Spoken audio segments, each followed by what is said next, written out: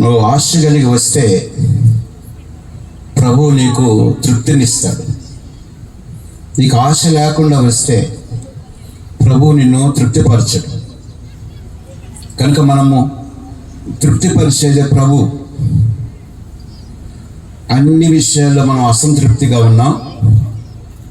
తృప్తిపరచాలంటే దేవుని వాక్యము నిన్ను తృప్తిపరుస్తుంది.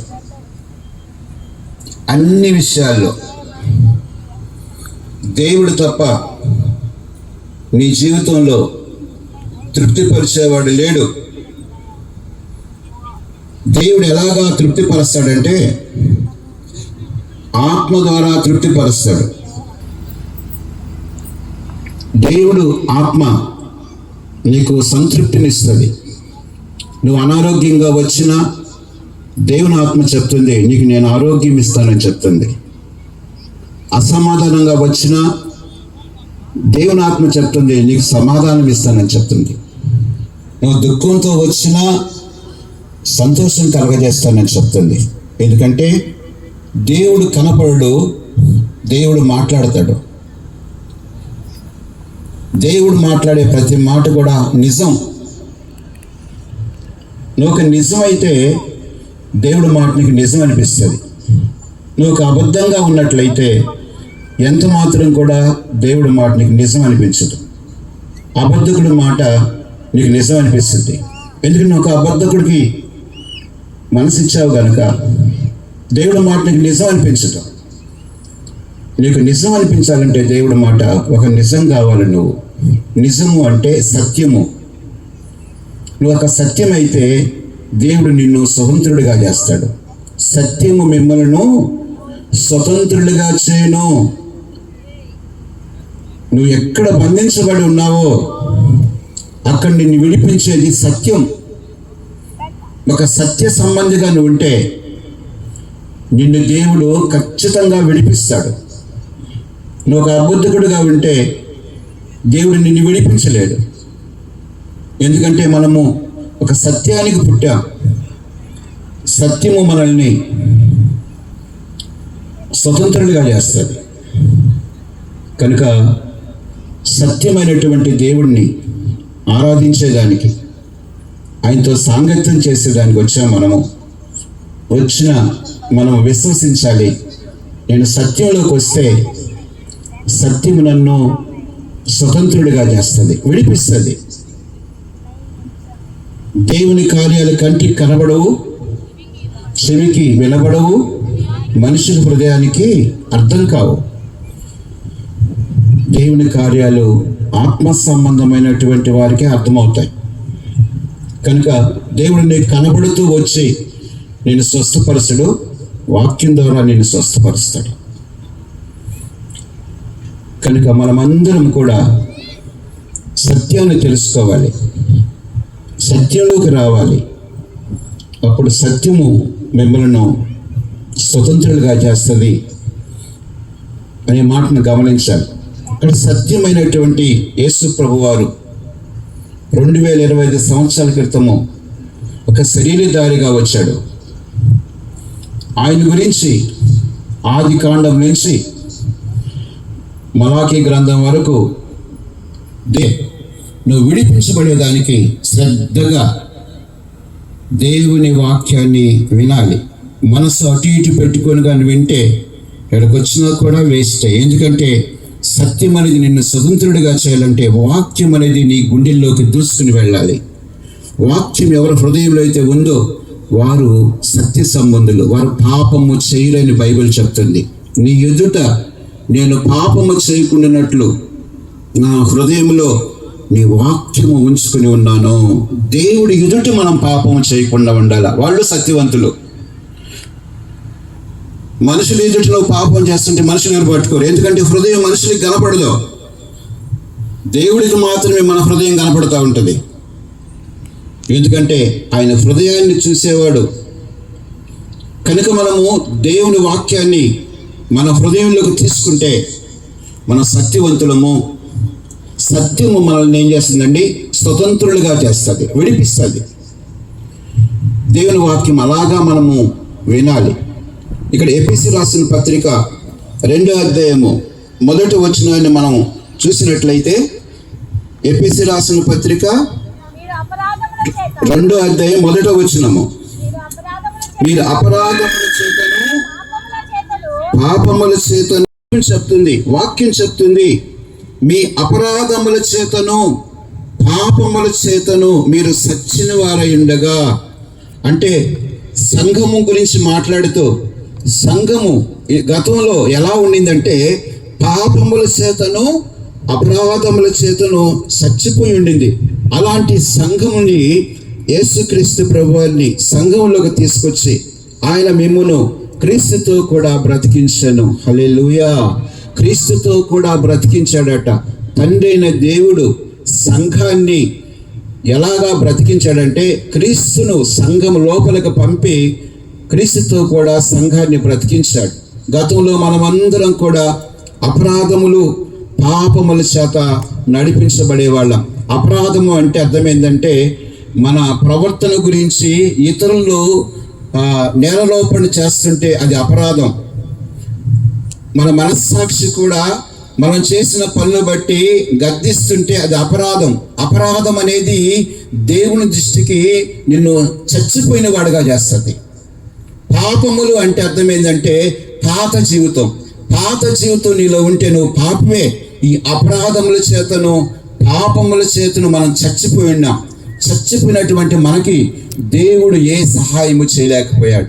చచ్చిపోయిన మనిషికి ఏ సహాయం అవసరం లేదు. ఎందుకంటే ఆ మనిషి దాహాన్ని గురించి ఆలోచించడు, ఆహారాన్ని గురించి ఆలోచించడు, ఏది ఆలోచించడు. చచ్చిపోయిన మనిషిని ఇంట్లో పెట్టి తలుపు వేసుకుని వెళ్ళిపోవచ్చు, ఎందుకంటే ఇంకో మనిషి అవసరం లేదు. అలాగా గత జీవితం ఎలా ఉండిందంటే అపరాధముల చేతను పాపముల చేతను మనము మనుషుల దృష్టికి బతుకున్నాం, కానీ దేవుడి దృష్టికి చచ్చిపోయినాం. అందుకు దేవుడు నీకు ఏ సహాయము చేయలేకపోయాడు. అయితే అలా పాపముల చేత అపరాధముల చేత చచ్చిపోయిన మన లోపలికి యేసుక్రీస్తును పంపి బ్రతికించాడు. క్రీస్తుతో కూడా మనల్ని బ్రతికించాడు. హల్లెలూయా! క్రీస్తుతో కూడా మనల్ని బ్రతికించాడు దేవుడు. మనం బ్రతకలేదు, దేవుడే యేసుక్రీస్తుని మన లోపలికి పంపి బ్రతికించాడు. మనమందరం బ్రతుకున్నాం. అంటే బ్రతుకున్నామంటే యేసయ్యలాగా బ్రతికే బ్రతుకు దేవుడు మనకిచ్చాడు. బ్రతుకున్నామంటే ఇక్కడ తిరుగుతూ తింటుంటాం కాదు. నీ బ్రతుకే యేసయ్యలాగా ఉండుటకు దేవుడే నిన్ను యేసుక్రీస్తుతో కలిపాడు. ఒకప్పుడు మనము దేవుడి దృష్టికి చచ్చిపోయినాం, ఇప్పుడు దేవుడి దృష్టికి మనం బ్రతికాం. మనం బ్రతుకున్నాము అనే మనస్సాక్షి కలిగి ఉంటే మనం స్వతంత్రులుగా చేయబడతాం. కనుక మనం కాదు పాపాన్ని వదిలిపెట్టింది, మనం కాదు అపరాధాలు విడిచిపెట్టింది, దేవుడే మన లోపలికి యేసుక్రీస్తుని పంపి మనల్ని బ్రతికించాడు. ఎవరిలాగా బ్రతికేదానికి? యేసయ్యలాగా బ్రతికేదానికి. యేసయ్యలాగా బ్రతికే బ్రతుకు దేవుడు మనకిచ్చాడు. కనుక మనం స్వతంత్రులుగా చేయబడతాం. హల్లెలూయా! మనము స్వతంత్రులము. ఎందుకంటే దేవుడి వల్ల మనము స్వతంత్రులుగా చేయబడ్డాం. మనం పాత జీవితాన్ని జీవించలే. ఎవరు కూడా చావును కోరుకోడు. చావు అంటే ఎవడైనా కూడా భయపడతాడు. పాత జీవితాన్ని మనం జీవిస్తున్నట్లయితే అది అలాంటిదే. అలాంటి జీవితం మనం జీవించలేము. మనకు క్రొత్త సృష్టిగా మనల్ని చేశాడండి. మన లోపలికి యేసుక్రీస్తును పంపి మనల్ని బ్రతికించాడు. కనుక యేసుక్రీస్తు ద్వారా నేను బ్రతికాను, అందుకని పాత వ్యక్తిగా నేను బ్రతకలేను. నాలో ఇంకా అపరాధాలు లేవు, ఇక పాపాలు లేవు. కారణం యేసుక్రీస్తులాగా బ్రతికే బ్రతుకును నాకు తండ్రి అయిన దేవుడు ఇచ్చాడు. దీన్ని బట్టి ఆయన ఎంతగానో మనం ఏం చేయాలండి? స్తుతించాలి. నేను యేసుక్రీస్తులాగా బ్రతకగలను. యేసుక్రీస్తు ఎట్లాగా భూమి మీద జీవించాడో అట్టి జీవితాన్ని నేను జీవిస్తే అన్ని విషయాల్లో కూడా నేను స్వతంత్రుడిగా చేయబడతాను. అన్ని విషయాల్లో కూడా నువ్వు స్వతంత్రుడిగా చేయబడేదానికి నీ జీవితంలో నన్నేం చేశాడంటే బ్రతికించాడు. బ్రతికిన మనము ఇంకా బ్రతికిన జీవితాన్ని జీవించాలి, కానీ చచ్చిపోయే జీవితాన్ని జీవించకూడదు. మనలో అపరాధాలు కనిపించవు, మనలో పాత జీవితం కనిపించదు. ఎందుకంటే ఒకప్పుడు మనము జీవించిన జీవితాన్ని ఇప్పుడు జీవించలేం. పాపం వదిలిపెట్టని ఎన్ని బోధలు చేసినా నువ్వు వదిలిపెట్టలేవు. ఎందుకంటే నువ్వు వదిలిపెడతావు, అక్కడ మళ్ళీ చేస్తావు. అది నీ వల్ల కలగా. నీ లోపల యేసుక్రీస్తున్నాడు కనుక నువ్వు పాపము చేయలేవు. అపరాధ భావంతో నువ్వు ఉండలేవు. ఇది నీకు ఇవ్వబడినటువంటి వాగ్దానం, వీలునామా. ఇది నువ్వు గట్టిగా పట్టుకోవాలి. నేను పాపము ఖచ్చితంగా చేస్తాను, నాలో అపరాధాలు ఉన్నాయి. అయితే యేసుక్రీస్తులో పాపం లేదు, అపరాధాలు లేవు. పాపము అపరాధము లేనటువంటి యేసయ్య నా లోపల ఉన్నాడు. అందుకని నేను పాపము చేయను, ఇంకా అపరాధ భావం నాకు లేదు. నేను నిరపరాధిగా బ్రతుకుతాను. హల్లెలూయా. నీలో ఎవరున్నారో, నీకు ఏమి ఇచ్చాడో, నీకు ఏ వీలునామా రాసిచ్చాడో, ఏ వాగ్దానం ఇచ్చాడో దాన్ని గట్టిగా పట్టుకో. దాన్ని గట్టిగా పట్టుకోకుండా నేను మారుతాను అంటే నువ్వు మారవు. నీ లోపలుండి ఆయన నిన్ను మార్చిపడేశాడు. నువ్వు ఖచ్చితంగా స్వతంత్రుడివి. ఇప్పుడు దాకా పాత జీవితం ఒకవేళ ఉంటే ఒప్పుకో. ప్రభువా, ఇంకా నా పాత జీవితమే నన్ను చచ్చిపోయేటట్టు చేసింది, మోసపోయాను. ఇప్పుడు దాకా ఒక్క సమస్య కూడా పరిష్కారం కాలేదంటే పాత జీవితమే జీవిస్తుందా, పాత అలవాట్లే ఉన్నాయి, నాకు పాత అపరాధ భావమే ఉంది. ఇదిగో ఈ వాక్యం విన్నా నేను, నా లోపల పాపం లేనటువంటి వాడు, అపరాధం లేనటువంటి వాడు ఉన్నాడు నా లోపల. కాబట్టి నా జీవితం మార్చబడింది. ఇప్పుడు నా పాపములన్నీ ఒప్పుకుంటున్నాను, నేను నిరపరాధిగా మారిపోతున్నాను అని చిన్న ప్రార్థన చేసుకుంటే నీకు ఇప్పుడే విడుదల కలుగుతుంది. ఆమేన్. ఇప్పుడైనా స్వతంత్రుడు అవుతావు. ఈ విషయం మర్చిపోయి ఏదో నువ్వు చేసుకుంటే నువ్వు విడుదల పొందుకోలేవు. కనుక వాక్యము నిజం, వాక్యము సత్యము, వాక్యము నిన్ను పాపము నుంచి, అపరాధము నుంచి నిన్ను విడిపించిందని చెప్పి వాక్యం చెప్తా ఉంది.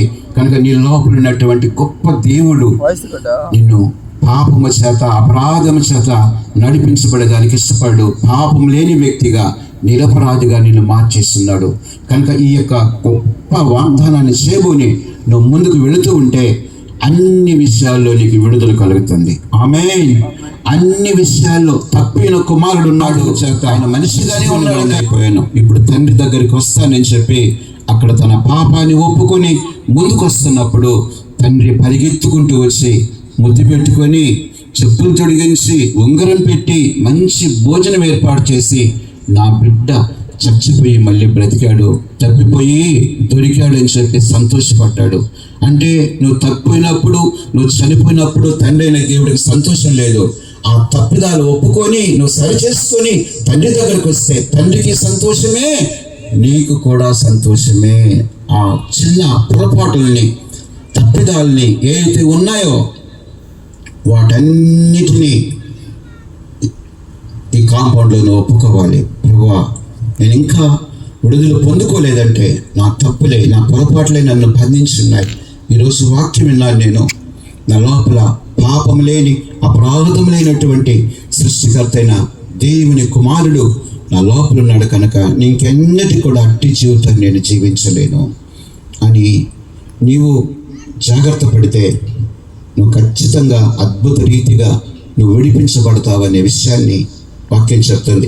రెండో విషయానికి మనం వస్తే గలతీయులకు రాసిన పత్రిక 4వ అధ్యాయము 6-7 వచనాలు మనం చదువుకున్నాం. గలతీయులకు రాసిన పత్రిక 4వ అధ్యాయము 6-7 వచనాలు. వాళ్ళకి మైక్ ఉంది, మైక్ పడుకోండి. మరియు మీరు కుమారుడైనందున నాయనా తండ్రి అని మొరపెట్టు, తన కుమారుని ఆత్మను దేవుడు మన హృదయంలోనికి పంపెను. కాబట్టి నీవు దాసుడు కావు, కుమారుడివే. కుమారుడివైతే చాలు. మరియు మీరు కుమారులైనందున, దేవుడు అంటున్నాడు ఈ మాట, మీరెవరంటే నా కుమారులు అయిపోయారు అంటున్నాడు. మనం కాదు ఆయన తండ్రి అనేది, ఆయనే అంటున్నాడు. మనమందరమట ఆయనకు కుమారులం అయిపోయినామంట. కుమారులైనందున నాయనా తండ్రిని మొరపెట్టు, తన కుమారుని ఆత్మను దేవుడు మన హృదయంలోనికి పంపెను. హల్లెలూయా. దేవుడు తన కుమారుని ఆత్మను మన హృదయంలోకి పంపాడని దేవుని వాక్యం చెప్తుంది. నేను ఆత్మను పొందుకున్నాను, నేను ఆత్మ పొందుకున్నాను చెప్పాలి. ఇక్కడ దేవుడే తన కుమారుని ఆత్మని హృదయంలోకి పంపాడు. అది నీ వల్ల కలిగింది కాదు, దేవుడే నీ లోపలికి పంపించాడు. అట్లా రాసిన బైబిల్. నేను పొందుకున్నాను అంటే నువ్వు పొందుకుని నువ్వే పోగొట్టుకుంటావు. ఆయన ఇచ్చింది ఎప్పటికీ నిరంతరం ఉంటుంది. హల్లెలూయా. ఆయన చేసిన సృష్టి నిరంతరం అట్లే ఉంది, కానీ ఇది మారలా. నువ్వు పొందుకున్నావు, నేను పొందుకున్నాను అంటే నువ్వు పొందుకుంటావు, నువ్వు పోగొట్టుకుంటుంటావు. అయితే ఇక్కడ ఈ వాక్యం చెప్తుంది, దేవుడు తన కుమారుని ఆత్మను మన హృదయంలోకి ఏం చేశాడండి? పంపాడు. మన హృదయంలోకి దేవుడు తన కుమారుని ఆత్మను పంపాడు. హృదయం అనేది ప్రేమించే అవయవం. నోరు అనేది మాట్లాడేదానికి, కళ్ళు చూసేదానికి, చేతులు పనిచేసేదానికి. హృదయం అనేది ప్రేమించేది. మన హృదయంలో ఏ వ్యక్తినైతే మనం ప్రేమిస్తున్నామో ఆ వ్యక్తి దగ్గరలో ఉండేదానికి మనం ఇష్టపడతాం. మనం హృదయం అనేది ప్రేమించే అవయవం. మన హృదయంలోకి ఎవరు వచ్చారంటే యేసుక్రీస్తు ప్రభువారు వచ్చారు. ఎవరు పంపించారు యేసు ప్రభువారిని అంటే తండ్రి అయిన దేవుడు యేసు ప్రభువారిని మన హృదయంలోనికి పంపించాడు. కాబట్టి మన హృదయం ఇప్పుడు ఎవరితో నింపబడిందంటే యేసుక్రీస్తుతో నింపబడింది. మనము యేసుక్రీస్తును కలిగి ఉన్నాం. యేసుక్రీస్తును కలిగి ఉంటే వాక్యం చెప్తుంది, కాబట్టి ఇక నువ్వు దాసుడు కావు, కుమారుడివే. హల్లెలూయా. మనం ఇప్పుడు దాసులం కాదు, పాపానికి దాసులం కాలేం. పాపమోక్షమంతో మాట్లాడుతుంటే ఇంతకుముందు అయితే మన హృదయంలో పాపం ఉండింది కనుక పాపం మాట్లాడగానే పాపానికి దాసులు అయిపోయినాం. ఇప్పుడు మన హృదయంలో ఎవరున్నారంటే యేసుక్రీస్తున్నాడు. దేవుడు మన హృదయంలోకి యేసుక్రీస్తు.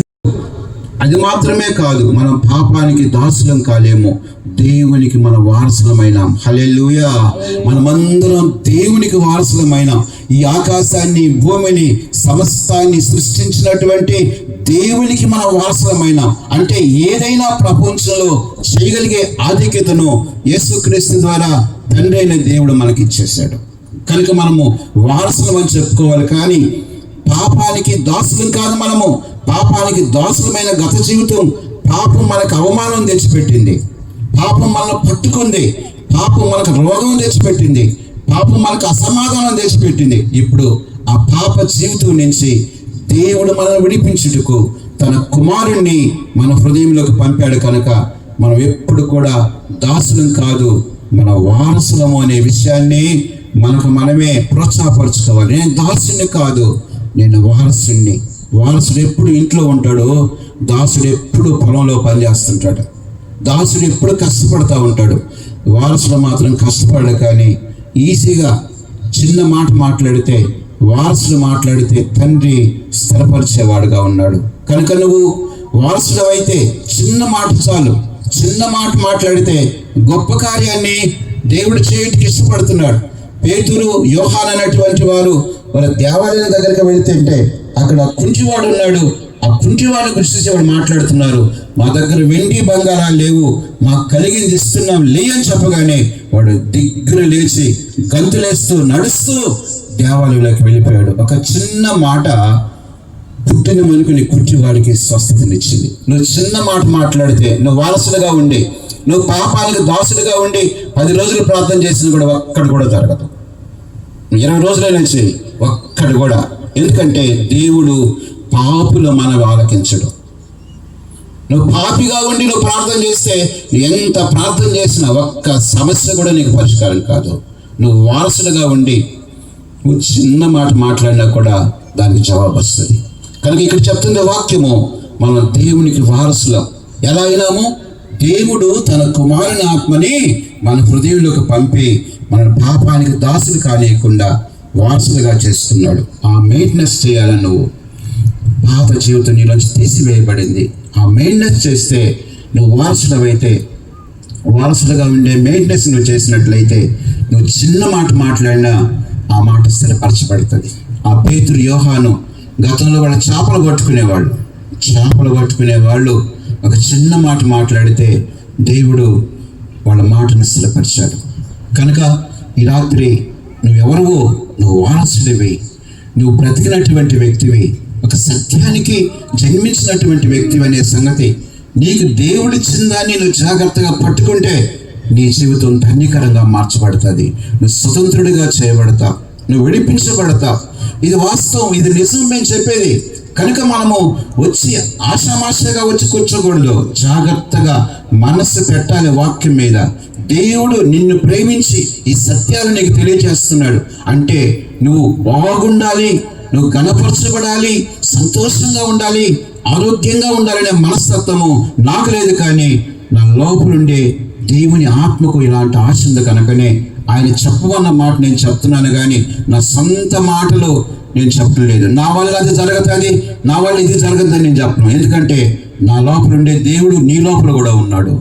నేను ఎంత వాడినో అలాంటి వ్యక్తిత్వం నీకు ఇచ్చాడు. మనమందరం కూడా అందరం క్రీస్తులో సమానమైనటువంటి వారం. హల్లెలూయా. మనమందరం ఒకే రూపంలో చేయబడ్డాం క్రీస్తులో. కనుక మనము దేవుడిచ్చినటువంటి ఆధిక్యతను మనం కాపాడుకుంటే, మనము వారసులం అనే సంగతి తెలుసుకుంటే, నువ్వు చిన్న మాట మాట్లాడినా కూడా స్థిరపరిచేదానికైనా శక్తిమంతుడై ఉన్నాడు. పేతురు యోహాను మాట్లాడిన మాటలను ఆయన స్థిరపరిచాడు. నీ మాటలను కూడా ఆయన ఖచ్చితంగా స్థిరపరుస్తాడనే భావం కలిగి ఉంటే నువ్వు వారసుడుగా ఎంచుకోవాలి. నేను వారసుడిని, నేను వారసత్వం కలిగినటువంటి వాడిని. ఏదైనా నా జీవితంలో చేటుకు నా వైపు ఆయన చూస్తున్నాడు. మాట్లాడే పని నాది, స్థిరపరిచే పని ఆయనది. పేతురు యోహాన్లు మాట్లాడారు, స్థిరపరిచే పని దేవుడిదై ఉంది. కనుక దేవుని కుమారుడైన నీవు ఎప్పుడు కూడా వారసుడనే విషయం తెలుసుకుంటే వారసులాగా నువ్వు మెయింటైన్ చేస్తావు, కానీ మళ్ళీ పాత జీవితాన్ని జీవించలేదు. కుక్క కక్కింది మళ్ళీ తింటుంది.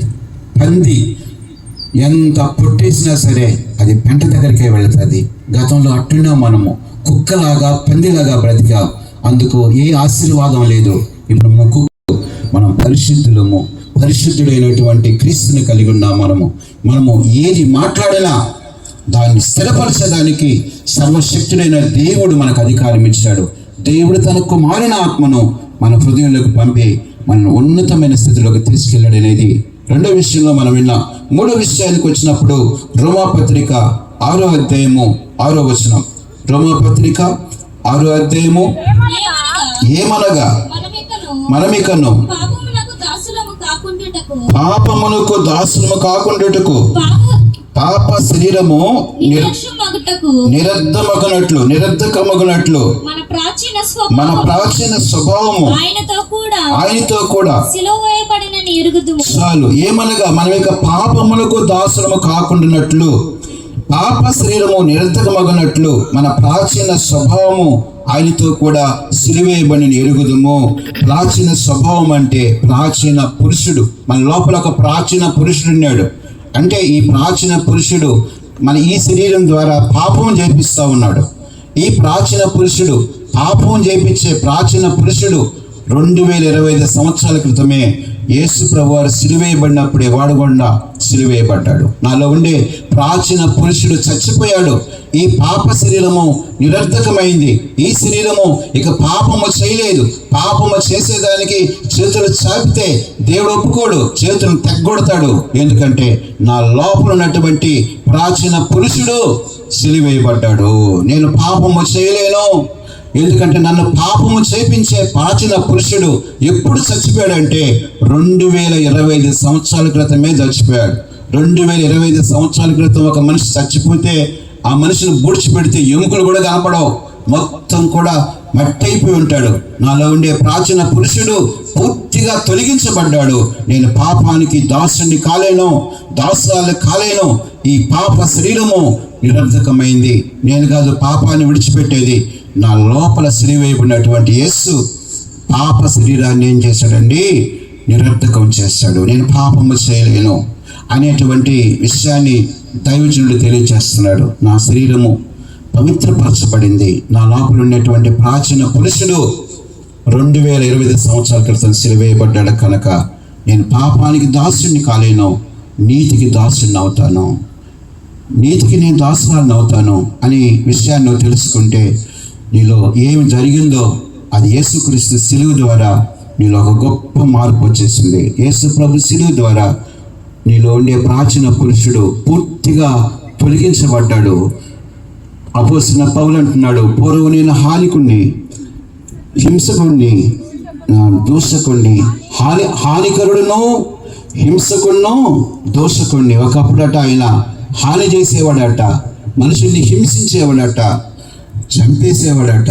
అట్లాంటి వ్యక్తి రాళ్ళతో కొడుతున్నా సరే ఒక్కరికి హాని చేయలేదు, ఒక్కరిని హింసించలేదు, ఒక్కరిని చంపలేదు. ఎందుకంటే తన లోపలుండే హాని చేసే, హింసించే, చంపే ప్రాచీన పురుషుణ్ణి యేసు ప్రభు సిలువేశాడు గనక ఎంత శిక్షిస్తున్నా సరే ఆ పాత జీవితం అతనిలో కనిపించలేదు. అలాగా నీ లోపలుండే ఆ ప్రాచీన పురుషుడు 2025 సంవత్సరాల క్రితమే సిలువేయబడ్డాడు. కాబట్టి నువ్వు ఎవరిని హింసించలేవు. ఎవరిని నాశనం చేయలేవు, ఎవరికి హానికరంగా బ్రతకలేవు. గతంలో ఉన్నటువంటి ఆ ప్రాచీన పురుషుడు చంపబడ్డాడు కనుక నీలో నవీన పురుషుడు ఉన్నాడు. కనుక ఎంత పరిశోధన వచ్చినా, ఎంత పరీక్ష వచ్చినా నువ్వు పాత జీవితాన్ని జీవించలేవు అనే విషయం తెలుసుకుంటే యేసయ్య నీ కోసం చనిపోయిన దాన్ని బట్టి నువ్వు స్తుతిస్తావు. సిలువు ద్వారా నీకు ఇట్టి ఆధిక్యతను యేసు ప్రభువారు ఇచ్చి ఉన్నాడు అనే విషయాన్ని మనము తెలుసుకుంటాం.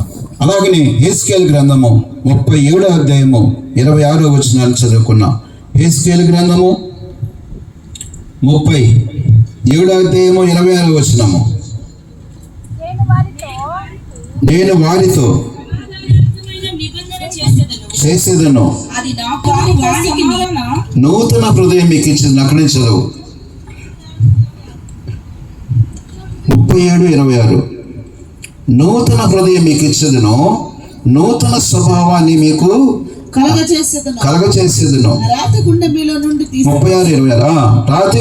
నుండి తీసివేసి మాంసపు గుండెను మీకు ఇచ్చేదను.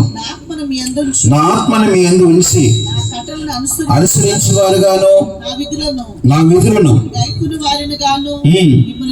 చాలు. నూతన హృదయం మీకు ఇచ్చేదను, నూతన స్వభావం కలగజేస్తాను. రాతి గుండె మీలో నుంచి తీసివేసి మాంసపు గుండె, నూతన హృదయము, నూతన స్వభావము, నూతన గుండె, ఇదంతా కూడా యేసు ప్రభు వారి ద్వారా మనకి ఇచ్చాడు తండ్రి అనే దేవుడు. మనకి నూతన హృదయం ఇవ్వబడింది. అంటే రాతి గుండె అంటే కఠినమైనటువంటి మాట మాట్లాడలేము మనము. కఠినమైన మాట మనకు రాదండి. ఎందుకంటే రాతి గుండె మనలోంచి తీసివేసి మాంసపు గుండె ఇచ్చాడు. అది యేసుక్రీస్తు యొక్క గుండె. యేసు ప్రభుని 39 దెబ్బలు కొడుతుంటే ఒక్క కఠినమైన మాట మాట్లాడలేదు. ఏమన్నాడంటే వీళ్ళు ఏం చేస్తున్నారో అది ఎవరి హృదయం? అది తండ్రి హృదయం యేసుక్రీస్తులో ఉంది. మనలో యేసుక్రీస్తు హృదయం ఉంటే ఎంత మనల్ని శిక్షిస్తున్నా సరే కఠినమైన మాట మనకు రాదు. ఈ హృదయాన్ని, ఈ స్వభావాన్ని తండ్రి అయిన దేవుడు మనకి ఇచ్చి ఉన్నాడు. మనలో ఆత్మలో ఇచ్చి ఉన్నాడు. మనలో ఉండే మాంసపు గుండె కఠినమైన మాట మాట్లాడనీయకుండా మృదువైన మాట మాట్లాడేటట్టుగా చేస్తుంది. ఎంతైతే సాత్వికులుగా ఉంటామో, ఎంతైతే దేన మనసు కలిగి ఉంటామో అంత విశ్రాంతి నీకు ఇస్తాడు ఆయన.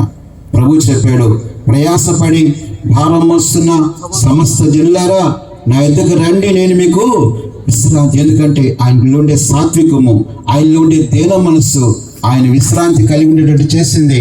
ఆయన దగ్గరికి వచ్చిన వాళ్ళందరికీ ఆయన విశ్రాంతిని ఇచ్చాడు. నీ దగ్గరికి, నా దగ్గరికి వచ్చినటువంటి వాళ్ళకు విశ్రాంతిని ఇవ్వాలంటే మన గుండె ఎలా ఉండాలంటే మాంసపు గుండెగా ఉండాలి. మృదువుగా ఉంటే నువ్వు అనేకులకి ఏమిస్తావు? విశ్రాంతిని ఇస్తావు. నువ్వు విశ్రాంతి కలిగి ఉంటావు. ఎందుకు విశ్రాంతి కోల్పోయినావంటే నువ్వు కఠినమైన మాట మాట్లాడావు కనుక నువ్వు విశ్రాంతి కోల్పోయావు. కఠినమైన మాట మాట్లాడితే మనం విశ్రాంతి కోల్పోతామని బైబిల్ చెప్తుంది. మనం ఒక సహోదరుడి మీద కానీ కోపడదేనంట నరహత్య చేసినట్టట. ద్రోహి అని చెప్పినా, వ్యర్థుడు అని చెప్పినా సరే నువ్వు శిక్షలోకి వెళ్ళిపోతావట. బైబిల్ అంత తేటగా చెప్తుంది. ఇది కథ కాదు, ఇది నిజం. నువ్వు మాట్లాడిన మాటను బట్టి పనిష్మెంట్ వస్తుందట. మత్తయి సువార్త 5వ అధ్యాయము 21వ వచనాన్ని మనం చూద్దాం. మత్తయి సువార్త 5వ అధ్యాయము 21వ వచనం. నరహత్య చేయవద్దు, నరహత్య చేయవాడు విమర్శకు లోనగును. పూర్వీకులతో చెప్పబడిన మాట విన్నారు కదా. నేను మీతో చెప్పినదేమనగా తన సహోదరుని మీద కోప్పడు ప్రతివాడు విమర్శకు లోనగును. తన సహోదరుని చూసి చెప్పువాడు మహాసభకు లోనగును. ద్రోహి అని చెప్పువాడు చెప్తే నరకాగ్నికి వెళ్ళిపోతావట.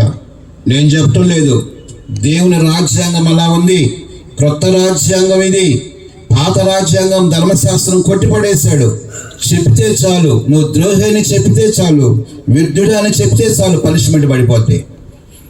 సహోదరుడి మీద కోప్పడితే చాలు. నిర్నిమిత్తంగా కోప్పడకూడదు. తప్పు చేస్తే కోప్పడాలి, అది కూడా సాయంత్రం వరకు ఉండాలి. అనవసరంగా ఒక మనిషి మీద కోప్పడకూడదు. కోప్పడితే బైబిల్ చెప్తుంది నరహత్య చేసినట్టట. చూడు, ఇలాంటి జీవితాన్ని ఎవరు జీవించగలరు? కోపం లేకుండా ఎవరు జీవించగలరు?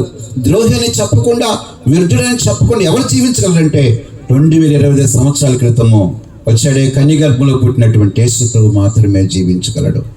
కాబట్టి ఆయన నీకు నూతన హృదయం ఇచ్చాడు, నీకు నూతన స్వభావం ఇచ్చాడు, రాతి గుండె తీసివేసి నీకు మాంసపు గుండె ఇచ్చాడు.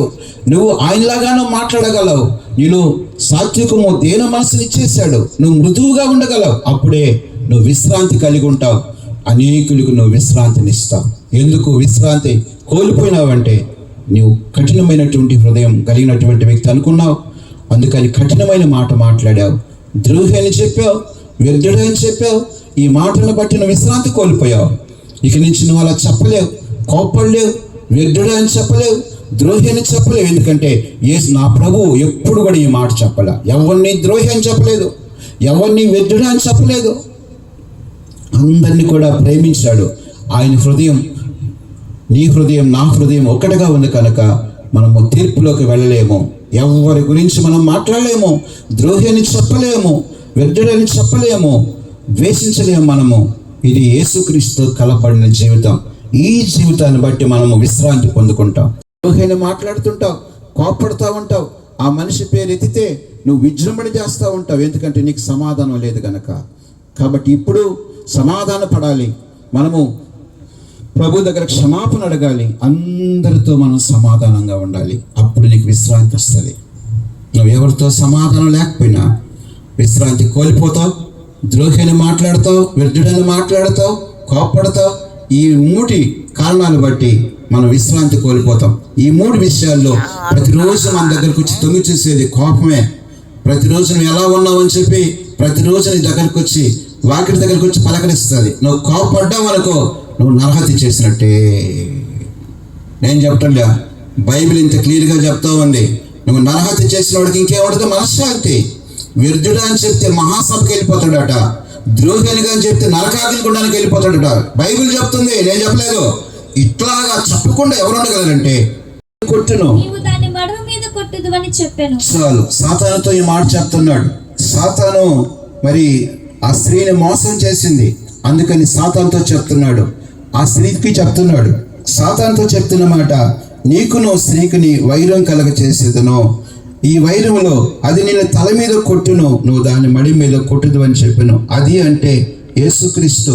యేసుక్రీస్తు స్త్రీ సంతానంగా వచ్చి సాతాను తల మీద చితగొట్టినవాడు. యేసయ్య వెలుగు నీలో యేసయ్య ఉన్నప్పుడు నువ్వు సాతాన్ని ఏం చేస్తావంటే చితకదొక్కుతావు. కానీ యేసయ్య ఒక్కడ మాత్రమే సాతాన్ని చితకదొక్కాడు, కానీ ప్రపంచంలోకి ఎవ్వరు కూడా సాతాన్ని చితగొట్టలేడు. కాబట్టి ఇక్కడ దేవుడు ఆ వాగ్దానం చేశాడు, యేసుక్రీస్తు మాత్రమే సాతాను తలను చితగొట్టగలడు, కానీ భూమి మీద ఏ మనిషి కూడా సాతాను తలను చితగొట్టలేడు. ఎందుకు ఈ వైరం వచ్చిందంటే, ఈ స్త్రీ దేవుణ్ణి ప్రేమించకుండా సాతానుతో సాంగత్యం చేసింది. ఎందుకు నీకు గొడవ వస్తుందంటే, దేవుడి కంటే మరొక దాన్ని ప్రేమిస్తే దాంట్లో నీకు గొడవ వస్తుంది. నువ్వు ఎందుకు గొడవలు తెచ్చుకుంటున్నావంటే, దేవుణ్ణి మొట్టమొదటిగా ప్రేమించకుండా దానికి ప్రతిగా ఇంకో దాన్ని ప్రేమిస్తున్నావు అనుకో, ఆ మనిషితో నీకు గొడవ వస్తుంది. నీకు వైరం ఎప్పుడు గొడవే. కారణము, దేవుణ్ణి మొట్టమొదటిగా మనం ప్రేమించాలి, కానీ దేవుడి కంటే మరొక దాన్ని ఏం చేయకూడదండి, మనము ప్రేమించకూడదు. ఆ ప్రేమిస్తే అదే మనకు శత్రువు అయిపోద్ది. ఇస్కరియోతు యోధ